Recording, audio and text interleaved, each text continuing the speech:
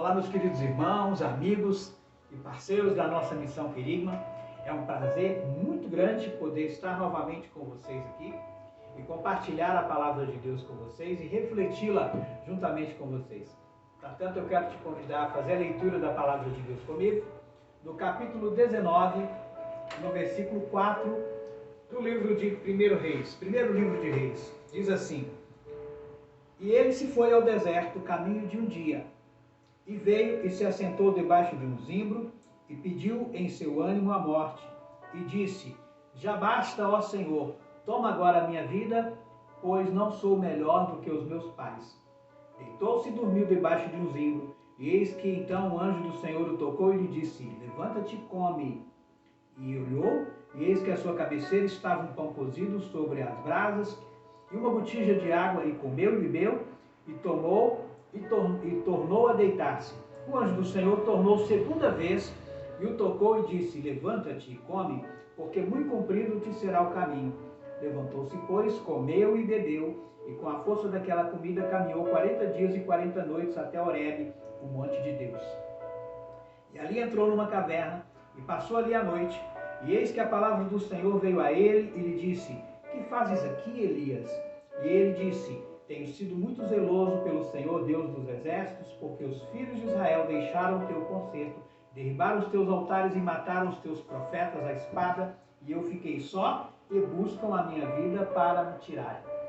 Quero te convidar nessa hora a curvar a tua cabeça e a fazermos juntos uma oração a Deus, pedindo ao Espírito Santo que possa então trazer revelação aos nossos corações e falar a cada uma das nossas vidas nesta hora. Amém? Querido Deus e Pai, eu te rendo graças por poder mais uma vez compartilhar a tua palavra e, ó Deus, por poder refletir nela juntamente com os meus queridos irmãos. Te peço, ó Deus, que tu possas agora perscrutar os nossos corações e vir de encontro a cada uma das nossas vidas, falando profundamente, segundo a nossa necessidade mais íntima de ti. Opera, Pai, a nossa vida emocional, espiritual, física, social, em cada área das nossas vidas, em nome de Jesus. Amém e amém. Glórias a Deus. Muito bem, meus queridos. Hoje nós vamos falar sobre o tema depressão. Como vencer a depressão? Eu penso que é um tema muito propício, muito adequado para os dias que nós estamos vivendo, considerando o fato de que, com certeza, muitas pessoas estão vivenciando e experimentando na pele essa situação de depressão. E falando em termos bem simples, né, o que é depressão, sem uma definição muito científica e complexa do assunto, nós podemos dizer que depressão é sentir-se num profundo abismo, sem ver nenhuma possibilidade de saída, ou seja, sem uma perspectiva de melhora na condição que está vivendo. Mas o que leva uma pessoa à depressão? Eu quero compartilhar com vocês, baseado na história de Elias, pelo menos 4 pontos, e depois a solução, tá bom? Primeiro aspecto que leva um homem a, que a gente poderia considerar no texto, né? Logicamente existem outros, mas nesse texto nós podemos considerar a sensação de fracasso que Elias estava sentindo, que talvez você esteja sentindo. A frustração de Elias, ela se caracterizava pelo fato de que o rei Acabe e a rainha Jezabel não mudaram de vida, devido à pregação da palavra. O texto fala que a nação de Israel também, né? A Bíblia fala que Israel deixou o concerto do Senhor, mataram os profetas e tal, mas não era apenas a nação de Israel.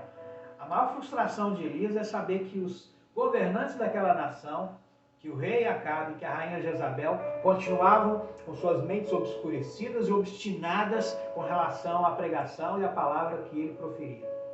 Ainda que toda a nação de Israel se convertesse naqueles dias, que todo o povo se curvasse diante de Deus, acredito eu que ainda assim Elias se sentiria angustiado por não ter conseguido alcançar um dos maiores objetivos da sua vida, e ele continuaria frustrado.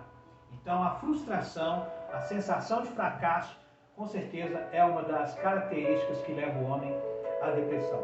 A segunda característica é o sentimento de solidão. Nós vimos aqui no versículo 10, quando o profeta Elias afirmou diante de Deus que ele ficou só. Também no versículo 14 ele afirma isso, e ele diz que ele está sozinho.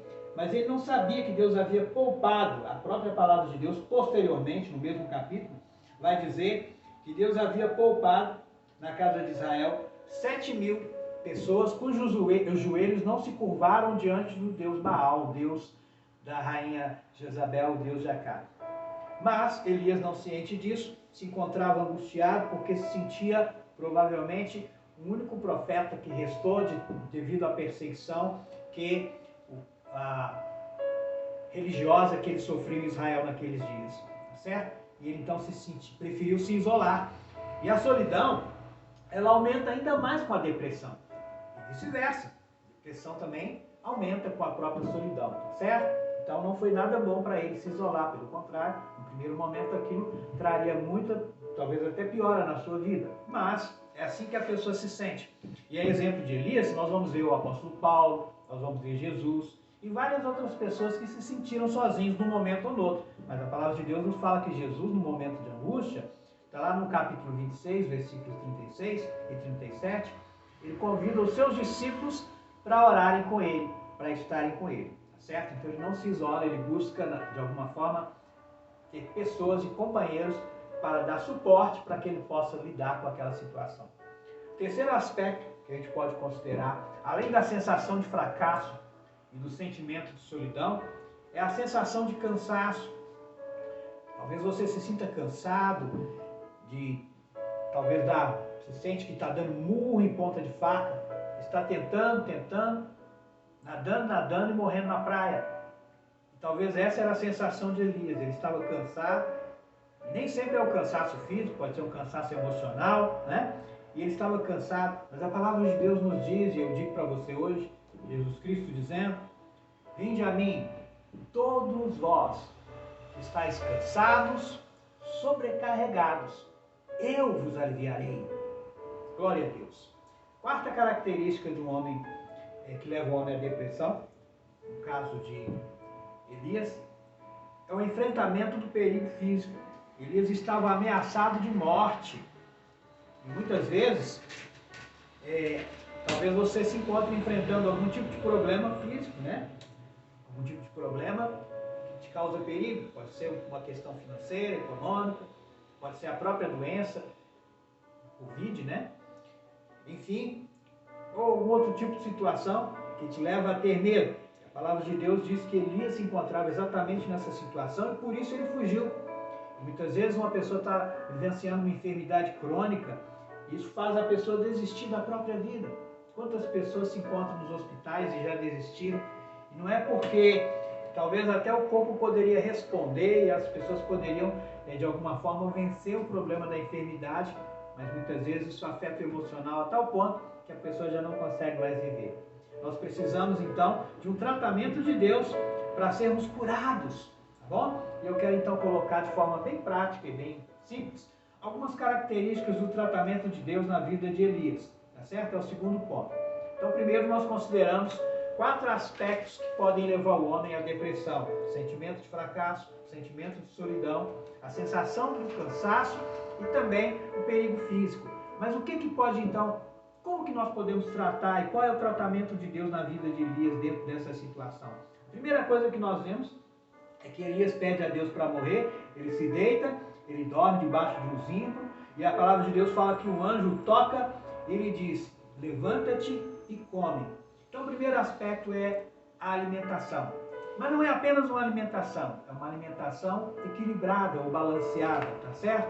O único alimento que Deus dá para Elias é o pão e a água.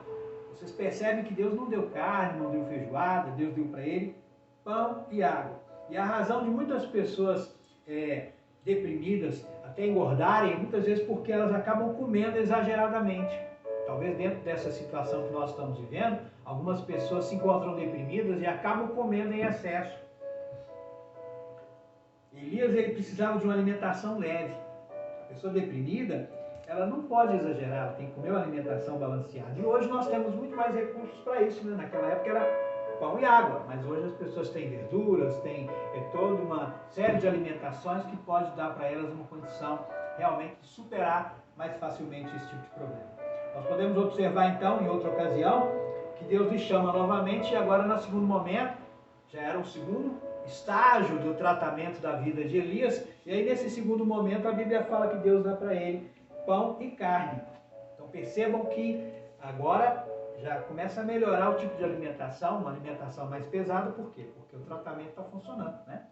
Segunda segunda característica que nós vamos ver de necessidade de uma pessoa é o sono e o descanso. A Bíblia fala que Elias comeu e novamente voltou a dormir. Então você percebe que o anjo acordou, ele comeu e aí novamente ele dorme.